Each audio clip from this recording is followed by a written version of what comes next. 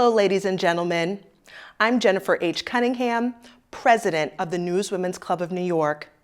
It is my honor to welcome all of you to our 84th Annual Front Page Awards. This evening, we'll honor outstanding reporting from some of the best in the biz during what was an unprecedented year for the news. There was an attempted insurrection at the United States Capitol building. New Yorkers elected a new mayor, and the state's governor resigned amid a criminal sex abuse probe. Misinformation and disinformation went mainstream, and we continue to collectively slog through a seemingly unending pandemic that has not only killed hundreds of thousands of Americans and sickened scores more, but has also changed the way we work, the way we live, and the way we educate our children. Tonight, we'll honor the intrepid and indefatigable journalists who were at the forefront of these news events.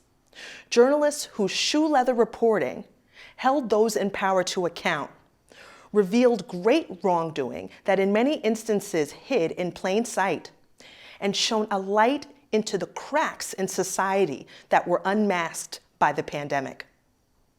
This year, the Newswomen's Club of New York will celebrate its 100th year of supporting and advocating for women in the newsroom. Our club was founded to support women and their work and to set the bar for the highest standards of journalism. So tonight, we pay tribute to our founders, the reporters who came before us, the journalists watching this, and journalists everywhere whose work illuminates the world and helps us make sense of it.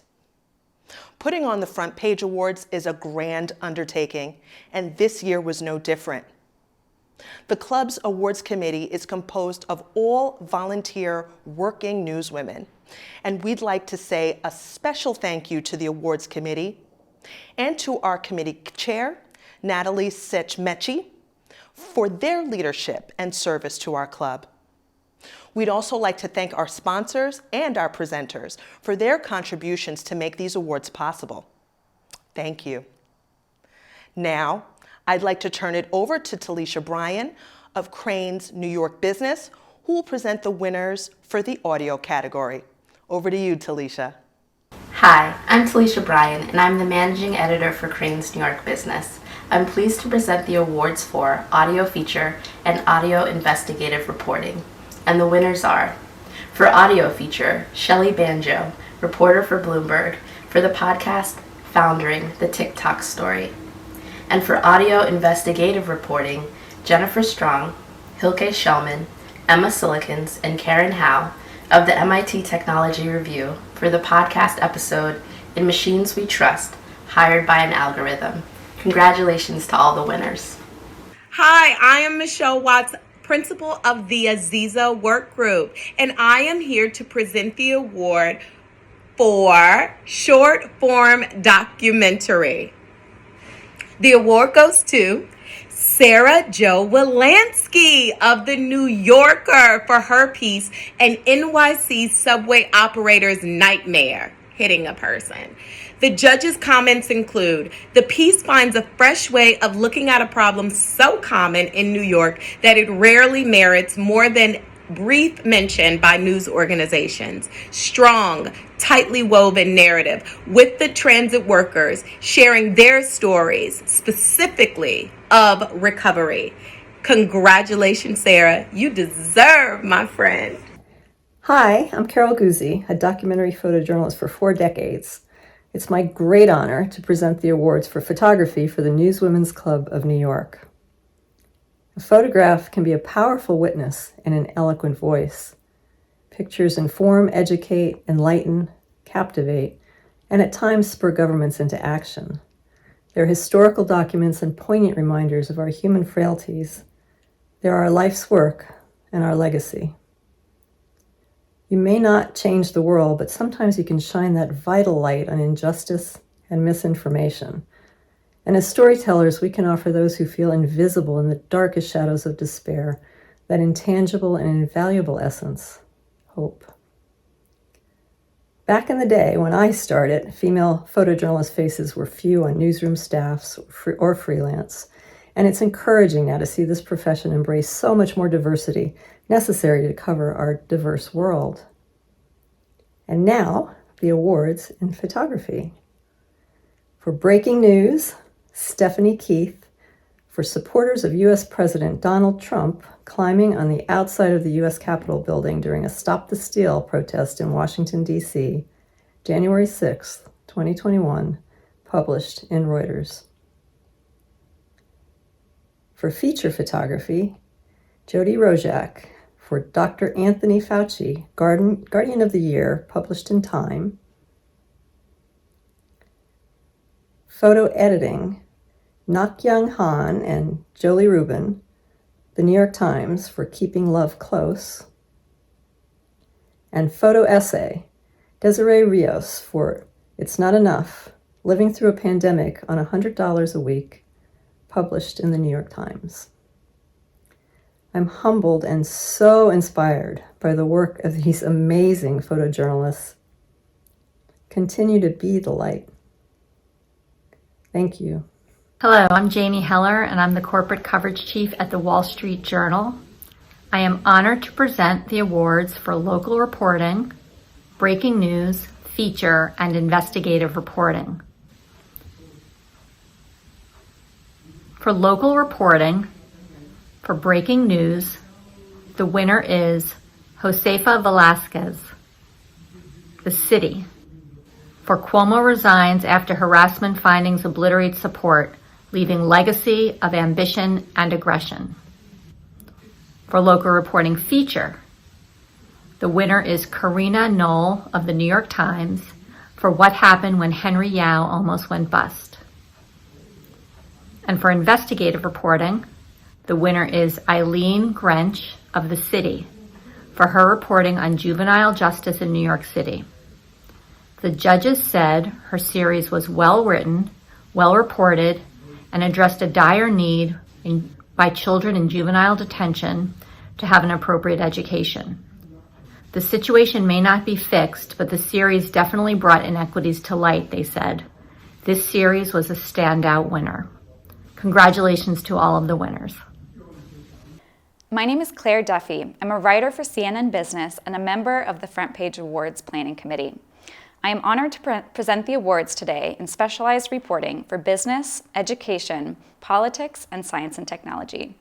The winners are, in specialized reporting business, the winners are Julia Ambra Verlaine, Gunjan Banjeri, Juliet Chung, Caitlin McCabe, and Rachel Louise Ensign of the Wall Street Journal for their coverage of the GameStop Reddit mania last year.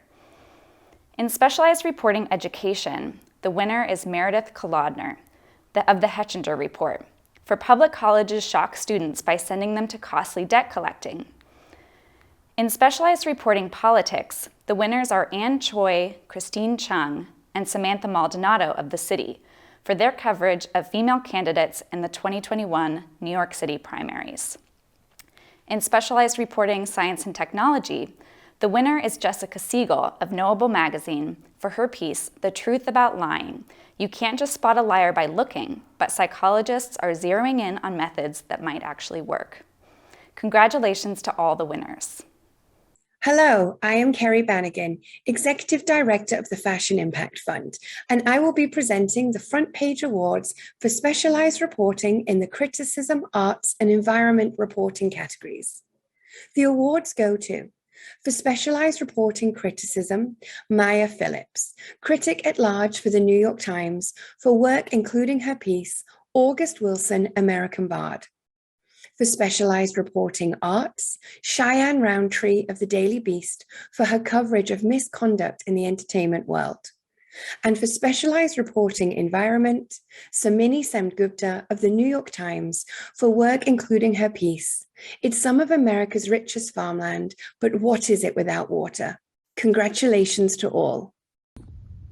Hi everyone, I'm Malika Andrews, host of NBA Today on ESPN, and I'm thrilled to be a part of this year's Front Page Awards Gala. I have the privilege of presenting in several categories, and first up is specialized reporting in the category of sports. And the winner is Covie Biakolo of Time magazine, and she is winning for her piece 25 years ago, Nigeria's Super Eagles won Olympic gold and changed the world of African soccer. And the judges said that this story by Covie Biakolo celebrates the Nigerian soccer team's victory, but also tells of the travails the team faced as it prepared for the games. Congratulations. Next up is the category of specialized reporting in medicine and health. And the winner is Josefa Velasquez of The City for her coverage of vaccine inequity in New York City. And here are the judges' comments. They said that her expose of a vaccination site ignoring its own community is a reminder of the desperate need for local accountability journalism. And I could not agree more. Congratulations. And finally, I have the privilege of presenting the winner in specialized reporting for personal service. And the winner is, we have several. Ann Tergeson, Bori Lamb, Veronica Dagger, Amber Burton, and Laura Saunders, all of the Wall Street Journal. Congratulations. And they are winning for their piece, Tiny Changes Can Help You Achieve Savings Goals for Retirement. And the judges' comments were as follows. The recognition is extremely well earned, as their work showed a depth of effort and insight that kept its focus on providing readers with clear guidance to prepare themselves for retirement. Congratulations to all of the winners. Hello, my name is Sharmadine Reid and I'm the founder of The Stack World, a London-based platform to power young women in business. I'm deeply honoured to be presenting this year's Front Page Awards in the WISE categories, having just recently launched a one-off concept newspaper that was entirely written by women. I'm in awe of the hard work and dedication you all put out on a regular basis. It is a great pleasure that I can announce the winners today. For Wire's beat reporting, Jennifer Saran of Bloomberg for her piece, Wall Street's Delayed Again Return to Office. For Wire's feature, Patricia Hurtado of Bloomberg for her piece, Giuliani FBI Search Turns Table on 1980s Wall Street Top Cop. And for Wire's investigative reporting, Laura Sanicola of Reuters for her Lime Tree Bay investigation into a troubled oil refinery in the Caribbean. Congratulations to all of the winners, and I'm excited to see a future where we have more women journalists and editors representing the society we write about. Thank you very much, and congratulations again.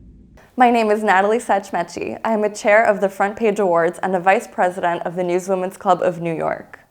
I'll be presenting the awards in the online breaking news, feature, and investigative reporting categories.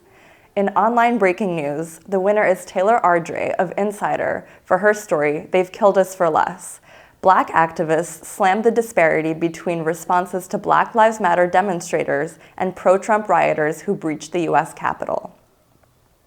In online feature, the winners are Tariro Mzezwa, Hannah Price, Veronica Chambers, Dadai Stewart, Marcel Hopkins, Jennifer Harla, Amanda Webster, Sukanya Aneha, and Mint Bunyapanach for their work on the New York Times called Hear a Harlem Choir Rejoice Again. In online investigative reporting, the winners are Claire Brown and Jessica Fu of The Counter for their work investigating Trump's food box program. Congratulations. Hi everyone, I'm Varsha Sharma, the editor-in-chief of Teen Vogue. I'm very excited to be with you all virtually today. I will be presenting winners in 4 online categories, which are blog, digital video, multimedia news package, and social media video. It's been a really difficult 2 years, as we all know, but I want to say thank you because I really, really admire the incredible work that hardworking journalists like yourselves have continued to do during such a trying time. So first, thank you. And secondly, congratulations to our winners. So without further ado, the winner in the online category of blog is Caroline Fairchild of LinkedIn for her series, Working Together. The judges called this series timely and informative and said that she brought in a variety of voices and statistics. The pieces had really nice engagement too, which is exactly what you want to see in a blog post. So congratulations to Caroline. In the online category of digital video, the winners are Kristen Burns, Danielle Franco, Rachel Knudsen, Summer Doan, Susie Sharma, Charlotte Frazier, and Teresa Carante of Vice for Bad Goods, Forbidden Scales. The judges said the effort to trace the animals from hunter all the way to market was extraordinary and made for a satisfying, complete story. The work managed to both make it clear why people would take part in the trade without being judgmental and why the trade is so problematic. Not an easy task. Congratulations to this team at Vice. In the next online category for multimedia news package, the winners are Yulia Parshini-Kodas and Anjali Singhvi of the New York Times for What the Tulsa Race Massacre Destroyed. The judges wrote, "We thought that this piece was innovative in its use of technology, history, and narrative storytelling. It was immersive and educational." Congratulations to Yulia and Anjali. And finally, in the online category for social media video, the winners are Annika Bell, Hannah Jiang, Kate Brown, Elizabeth McCauley, Julia Press, Emily Harger, Liz Cracker, Laura Brickman, Havavi Cooper, Barbara Corbellini Duarte, Erica Berenstain, and Kate Machi of Insider for the symbols worn by Capitol insurrectionists decoded. The judges said the story was excellent. It clearly took a good amount of research to put the piece together, and the reporting was presented in a clear, compelling, and dispassionate way. Incredibly important work. Congratulations to the team at Insider. I want to say congratulations to everyone, again, all of these winners, and thank you for your incredible, inspirational work. I know that the Teen Vogue audience looks up to women just like you. Thank you. Hi everyone, my name is Britta Lochting and I am the Vice President of Programming at the Newswomen's Club and a freelance journalist in New York. And I am here to present the award for television interview, which goes to Robin Roberts, Katie Conway, Danielle Jeanette, Maya Green, Nicole Curtis, Ebony Griffin, Karen Leo, Karen Weinberg, Megan Redmond, Claire Peterson, Ashley Reigel, and Siobhan O'Driscoll of ABC News for their piece, A Mother Speaks, Judge Esther Salas. And also for television special programming, public affairs, or editorial, goes to a team from NBC News for their series on vaccinating America and vaccine distribution challenges, including their piece, NBC News exclusive, The Lab Pfizer Vaccine Originated From. Congratulations to the winners. Hi everyone, I'm Lillian Rizzo. I'm a reporter at the Wall Street Journal and Vice President of Membership at the Newswomen's Club of New York. Today I'll be presenting awards for 3 categories in television.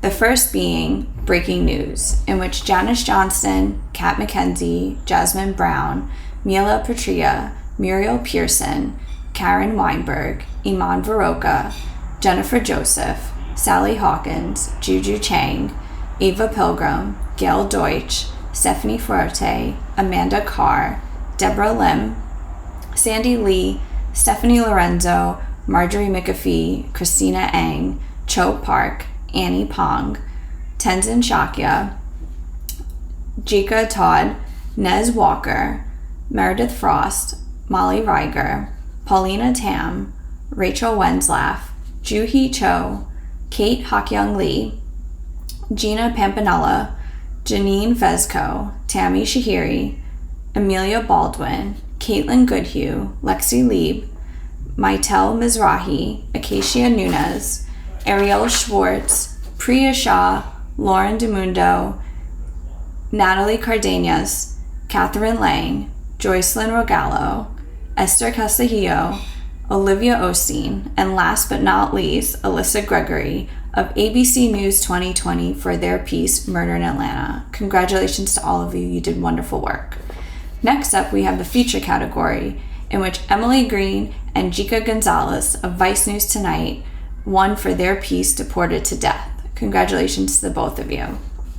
And next up, we have the Special Reporting, Investigative, or Enterprise category, in which Marjorie McAfee, Jessica Hopper, Cho Park, Brianna Stewart, Ariel Schwartz, Tenzin Shakya, Katie Muldowney, Ashley Reigel, Nez Walker, Lori Rindu, Candace Smith-Chekwa, and Iman Varoka of Nightline won for their piece, What America Owes. Great work to all of these winners and to all of you. Congratulations. Well, hello there. I'm Brian Stelter, anchor of CNN's Reliable Sources, and I'm here to celebrate a few of the most reliable sources in New York media. I'm going to be presenting 3 newspaper categories: beat reporting, feature, and investigative reporting. So let's get to it with the first category, beat reporting. The winner is Dana Mattioli of the Wall Street Journal for her piece titled "How Amazon Wins by Steamrolling Rivals and Partners." The judges said that Dana showed the reader in case after case how the tech giant works all of its arrangements to gain the upper hand in negotiations, to take market share from its own customers, and to extract favorable terms to obtain equity stakes in them. That's information we all need to know. Now, the next category, the feature category award. The winner is Catherine Rossman of the New York Times for her piece titled "This is Rachel Yucatel Representing Herself." I vividly remember reading this piece. There were revelations in every single paragraph, and it ended with a powerful warning about the culture of celebrity and the media. And now, the next front page award is for investigative reporting. And the winners are Melissa Korn and Andrea Fuller of the Wall Street Journal for their piece titled "Financially Hobbled for Life, Master's Degrees That Don't Pay Off." They exposed Columbia and other universities for pushing master's programs that failed to generate enough income for graduates. Readers came away feeling the true weight of 6-figure federal loans. So congratulations to all the winners, and now on to the next great story. Hi, I'm Julia Marsh. I'm a New York editor for Politico. I will be presenting winners in 4 different magazine categories. They are essay, feature, interview, and investigative reporting. For magazine's essay, the winner is Madeline Schwartz of the New York Review for her piece "Criminalizing a Constitutional Right." For magazine's feature, the winner is Lisa Miller of New York Magazine for her piece "Children of the Quarantine: What Does a Year of Isolation and Anxiety Do to a Developing Brain?" The judges said Miller's, quote, "use of anecdotes bolstered with data and scientific research kept the story moving and brought the reader into the lives of parents struggling to protect their children and into the findings of professionals working to study the impact and help them." For magazine's interview, the winner is Erin Cameron of New York Magazine for her piece "The Tiger Mom and the Hornet's Nest." And finally, from magazine's investigative reporting, the winner is Catherine Eben of Vanity Fair magazine for her series "Viral Inflection." The judges selected this piece because it was, quote, "thoroughly researched with 40 interviews, tons of documents, and a good nut graph on how money is so intertwined with the investigation into the origin of the virus," unquote. Congratulations, Madeline, Lisa, Erin, and Catherine, for your hard work and originality, especially in these difficult times as we continue to learn how to live with the coronavirus. Your resilience and excellence in the face of it all is truly awe-inspiring.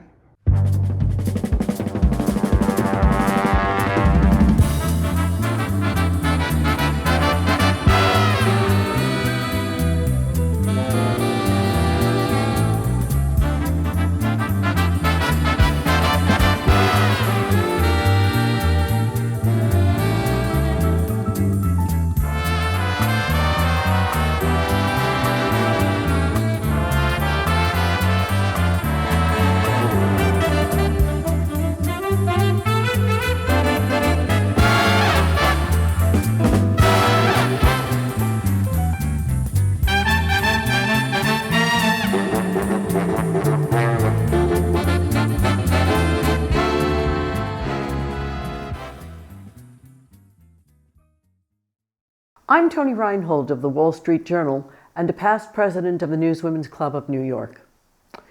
100 years ago, in March of 1922, 12 of the most prominent newswomen in the world, who worked for some of the biggest newspapers in the world here in New York City, met at the Biltmore Hotel to form the first professional organization in the world for newswomen. It has come to be known as the Newswomen's Club of New York. Only 2 months before, Nellie Bly, arguably the greatest journalist who has ever lived, passed away in New York City. Bly created investigative reporting and undercover reporting. from the factories on the East Coast to Blackwell's insane asylum to the poorhouses and the workhouses of New York City, Bly uncovered the dark underbelly and was the champion of the common man everywhere. She went on to break the world's record for traveling around the world in not 80 days, but a whole lot shorter than Jules Verne had written and predicted could be done. But perhaps her greatest accomplishment was going to the Eastern Front of World War I and being the first reporter, Western reporter, male or female, to report from the trenches. We created the Nellie Bly Award to recognize great newspaper reporting. This year's Nellie Bly Award goes to Amanda Gladowski of Crane's New York Business for her in-depth story, Car City, which takes a look at the skyrocketing car ownership in New York City and the effects that it's having on life in the city. Congratulations, Amanda. You're filling big shoes. I'm Jennifer Oblon, U.S. Assistant Managing Editor at the Financial Times.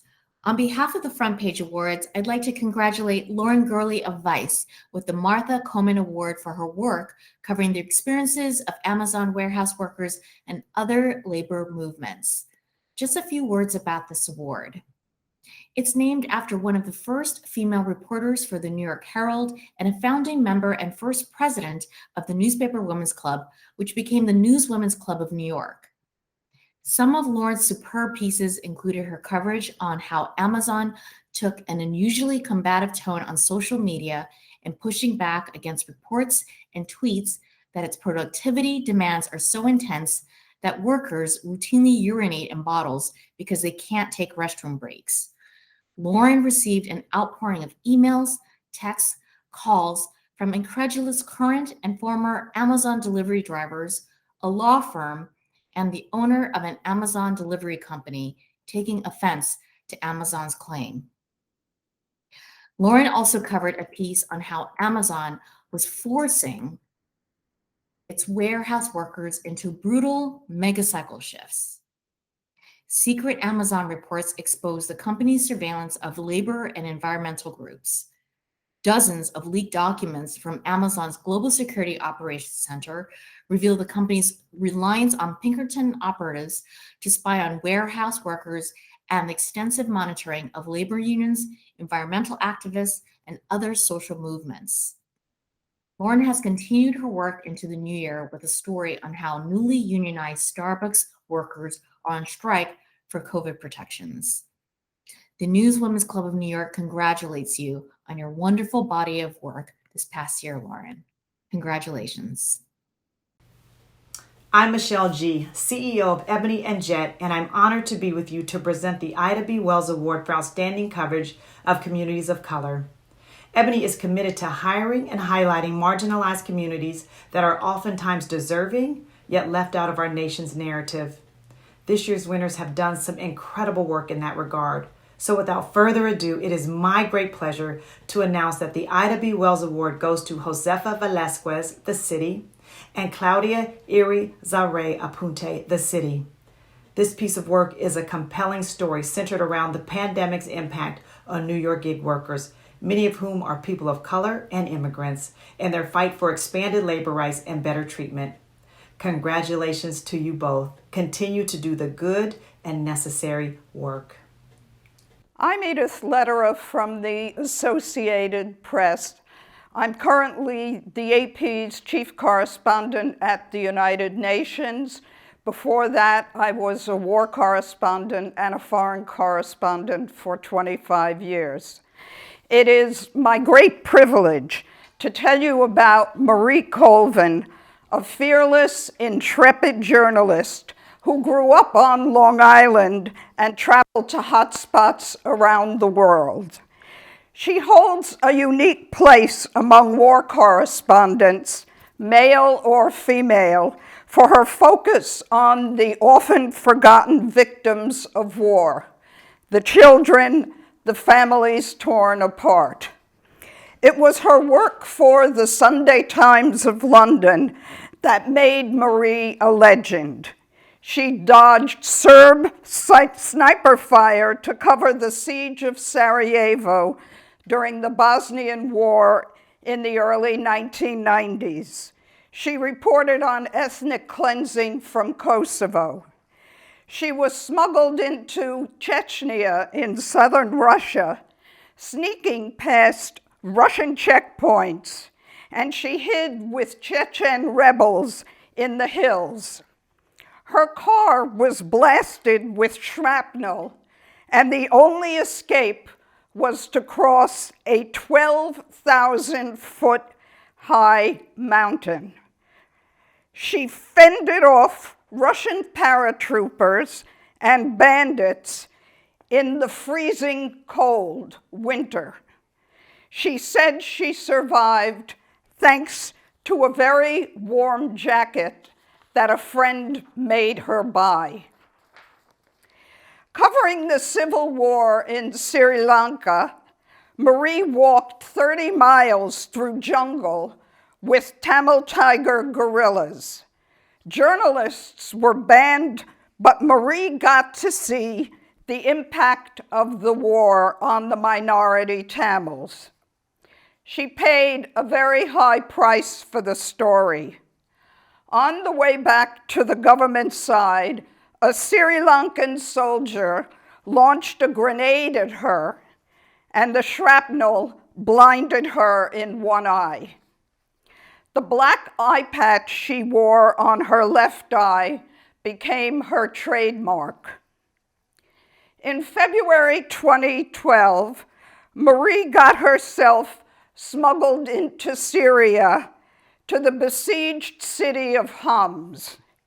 In an interview on CNN, she told Anderson Cooper that Syrians were shelling what she called a city of cold, starving children. She spoke of watching a little baby die. Hours later, she was killed by shelling. She was 56 years old. Marie knew the risks she took. She had always said, "My job is to bear witness, to tell people what really happens and about what she called humanity in extremis, pushed to the unendurable." She said it was important for journalists to speak truth for power. That she did for 25 years. The Newswomen's Club of New York is proud to have established the Marie Colvin Front Page Award for Foreign Correspondence as a lasting tribute to one of the outstanding foreign correspondents of her generation. It is indeed my honor to virtually present the Marie Colvin Award to Sarah Topol. Sarah has traveled the world for over a decade to report on major stories in 36 countries in the Middle East, former Soviet Union, Asia, and Africa. The judges of the Marie Colvin Award cited her reports on a young Uyghur woman trying to free her parents from a Chinese detention camp in northern Xinjiang. She also reported on the trepidation of young people in Taiwan after watching what China did to democracy protesters in Hong Kong. And she covered the traumatic experience by Rohingya Muslims in Myanmar who were under attack by the military. The judges called Sarah's reporting deep, insightful, and wrenching. Working as a foreign correspondent, she moved to Cairo in 2008 and then to Istanbul in 2013. She returned to New York in 2019. Her writing has won numerous awards, including a 2021 Overseas Press Club Award for Best Magazine feature for The Uyghur Story, which was published in the New York Times Magazine, where she is a writer at large. Sarah's work has also been published in The Atlantic, Business Week, Esquire, Foreign Policy, Fortune, GQ, Harper's, and I could name many more publications. A fluent Russian speaker, Sarah's story about a Siberian town besieged by bears is in an anthology of the wildest stories ever featured in Outside Magazine. Like Marie Colvin, Sarah has reported on global conflicts and crises. She has written about the civil war in Libya, the conflict in Ukraine, and Nigerian boys abducted and forced to fight for Boko Haram. Sarah is a very worthy recipient of the Marie Colvin Award. I'm honored to receive the Marie Colvin Award for Foreign Correspondence. It means the world to me to have my work recognized by such an esteemed group of colleagues. Thank you to the jury and to the Newswomen's Club of New York. It means even more because Marie was an inspiration. I met her in Libya when I was on one of my first magazine assignments and terrified that I would mess it up. Marie was a presence, perceptive and encouraging. She passed me contacts and told me something along the lines of, "Stop worrying about it and just do it." Later, she called me to make sure that I was doing okay. I've been incredibly fortunate to have met quite a few people over the years who have been similarly kind. Too many to thank individually, but a few that I'd like to. I'd like to thank Paul Shem, who took me under his wing during an AP internship in Cairo. Paul taught me the basics of writing, everything from a lead to a nut graph to a kicker. I wouldn't have lasted much longer as a freelancer in the Middle East without his support. I'm so lucky I get to call Paul my friend. Since then, I've benefited from a number of great editors. Few put as much faith in me as my Harper's editor, James Marcus. Thank you for encouraging me to trust my instincts. I'd also like to thank Mike Benoit. From the first story we worked on together at Matter, he made me a better reporter, a more thoughtful writer, and a more careful thinker. I've been so incredibly fortunate to work with him over the years. I owe a debt to the people who supported my stories, and an even greater debt to those who trusted me to tell theirs. Young Nigerian abductees of Boko Haram, Rohingya survivors of genocide, young Uyghur women fighting to free their parents from concentration camps. I'm constantly blown away by the courage of those I write about. Each time I wonder, how did you have the strength to do what you did? The last story I wrote also asked this question, this time of Nancy Chen, a young Taiwanese woman who risked her life traveling back and forth from the protests in Hong Kong when she could have stayed home in Taipei. Nancy told me she did it for her beliefs, for her friends, and for the sovereignty of her country, Taiwan. She spent so many hours sharing her life with me. I am eternally grateful. A huge thanks to my interpreter, Shelley Liu, for her assistance. On this story, I was fortunate to get to work with Elena Silverman and Raha Nadav. Thank you both for your thoughtful edits and care. And thank you to the entire staff of the New York Times Magazine, who worked tirelessly to support these ambitious projects, especially fact-checkers Lou Feng and Riley Blanton. And thank you to the Pulitzer Center. Without their support over the many years, much of my work would have been impossible. I'd like to thank my mother, whose strength I try to emulate every day, and my partner for his patience, support, and kindness. Lastly, thanks to all of you, the readers. As Marie said, covering a war means going to places torn by chaos, destruction, and death, and trying to bear witness to that. I care about the experience of those most directly affected by war, those asked to fight, and those who are just trying to survive. Going to these places, finding out what is happening, is the only way to get at the truth. The real difficulty is having enough faith in humanity to believe that someone will care. So thank you all so much for reading and for caring.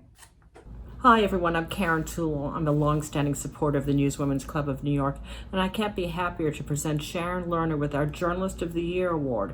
She's from The Intercept, and we're really recognizing the remarkable reporting she's been doing on health, science, the environment, and power. Her reporting includes things like an exploration of corruption at the EPA, including whistleblowing and the revision of pollution records for potential carcinogens. Sharon, we could not be more proud of you. Congratulations again on being our Journalist of the Year. Congratulations.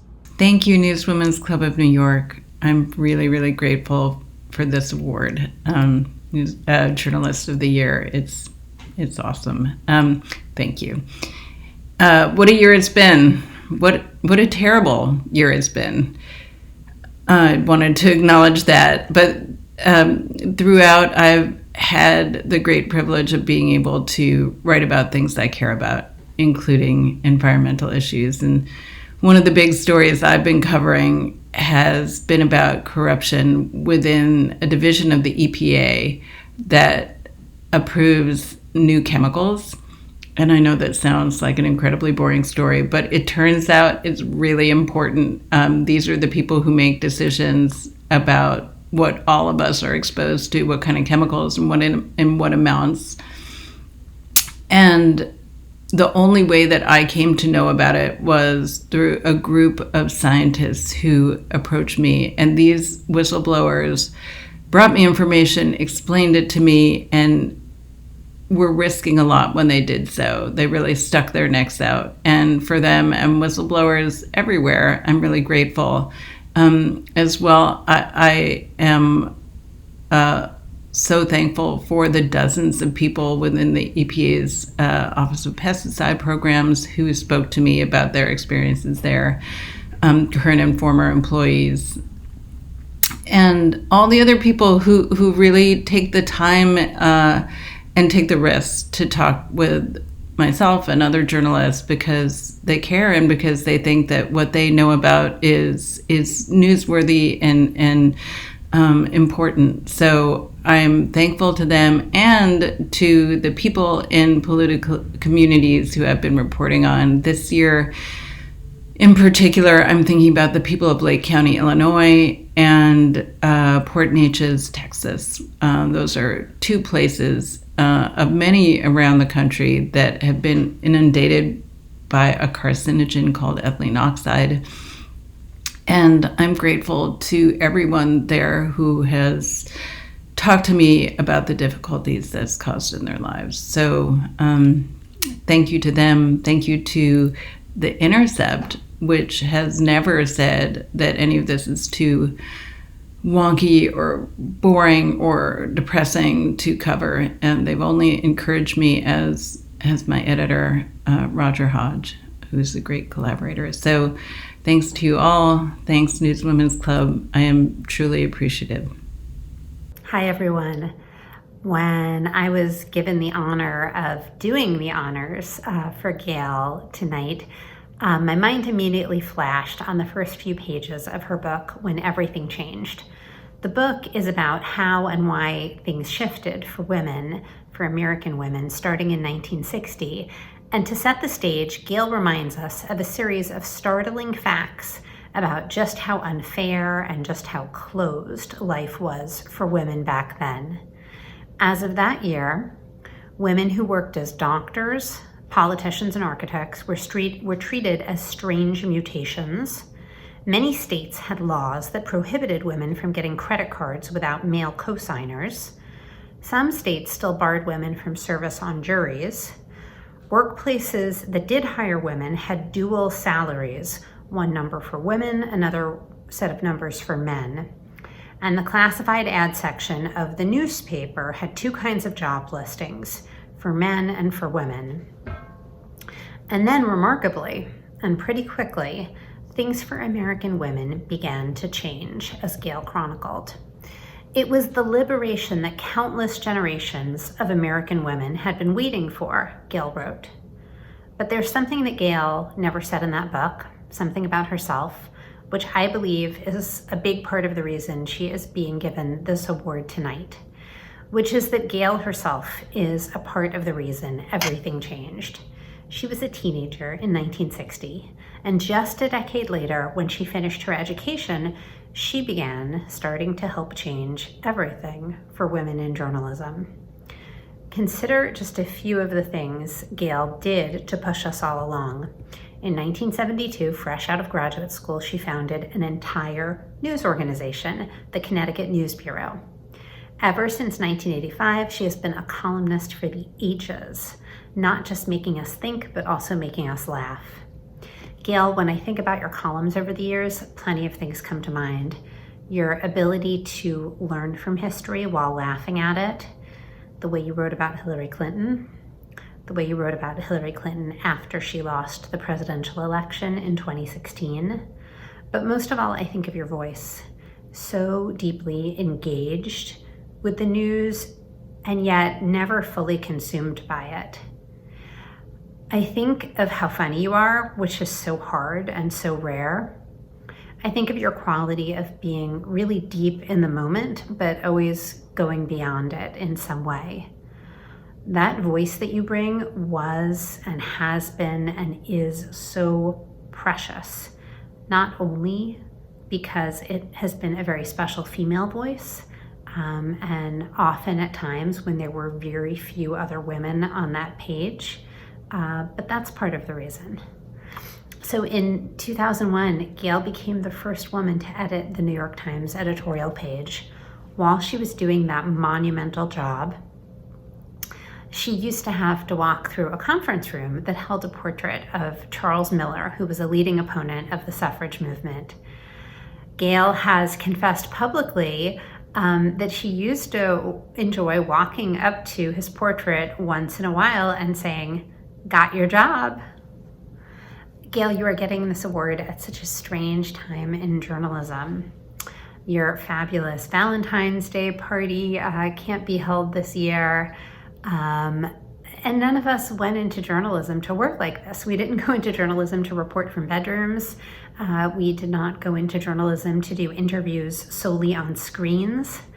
But the beautiful thing about the Newswomen's Club of New York is that all of us can look around, even at a virtual gathering, and I think we can really say, these are our people.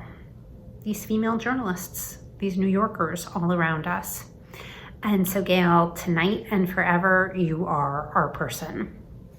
Thank you from all of us for 50 years of incredible journalism, for being a leader and a driver of the idea that the voice of journalism, the role of narrator, can be as female as it is male. Not everything has changed, but a great deal has. And for that, we have you in large part to thank. Thank you so much and congratulations.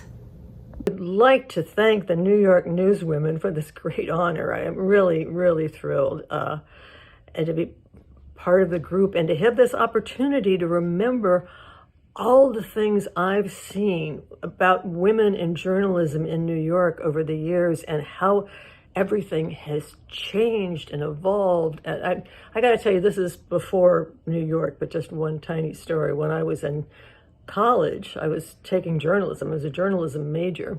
And the rule at college was that for women, you could not leave the dorm wearing slacks unless you were going bowling. So much bowling was signed out for. But the point is, oh my God, you couldn't even wear slacks out of the dorm. And you were in journalism school. This was at Marquette back in the day. But in New York, that's never happened to me. But it's still, all the things that have changed and happened are wonderful, really pretty goddamn wonderful. When I first came to the city, I worked for the Daily News and for New York Newsday, and that was back, in the 80s, in a time when things were just beginning to kind of pick up for women. And even at those papers, which were thought of as guy territory, there were so many men who were so supportive of what we were doing, the editors, the other male reporters. My husband was one of them, and it was, and just being there every day, when people would yell, he's been arrested. And we'd go, oh my God, yes, yes, yes. And it was so fantastic. That was sort of the way things worked back then. And I loved it. I loved being there. And then to be hired by the Times was such an honor. I came onto the editorial board. I was going to write about, city politics issues and stuff like that. But just at about the time I came on, the Clinton scandal broke. And I had just written a book on the history of political sex scandals in Washington. And so I was put on the case instantly. Every time we try to find a new angle every single day, somebody would say, well, can we bring Grover Cleveland into it this time? Something like that. And boy, I learned a lot about finding different ways to approach sex and politics scandals. And I'm still doing it today, even as we speak. And I remember Hal Raines coming to me and telling me that Arthur Sulzberger had decided that I was going to be the next opinion page editor. And I instantly went badly. I instantly went, oh no, I can't do that. I'm going to write around. I was being very weenie. And Hal just looked at me and said, there aren't that many firsts for women left anymore. You can be the first editorial page editor, or if you think you've got to go on becoming the first baseball commissioner, that's still out there, but that's about it. Take your pick. It was all very clear then. I'm so happy I took my pick. I'm so happy I got to be opinion editor. I had such a fantastic time. It's so great now watching Katie Kingsbury doing the job and how creative and innovative she is. It just knocks me out. And so looking back over all of this stuff, it makes me so happy, the story that I got to see of what's happened with women in journalism. And to remember the women who first did the fighting, the women who filed the first suits, the women who went on the first demonstrations. They were not the women who got, in general, the good jobs. It was the women who came right after them when the door opened, people like me who got the opportunities. So whenever you think about this stuff, think about them. They were the heroines. And right now, I'm just thanking you guys for this wonderful honor. Thanks again.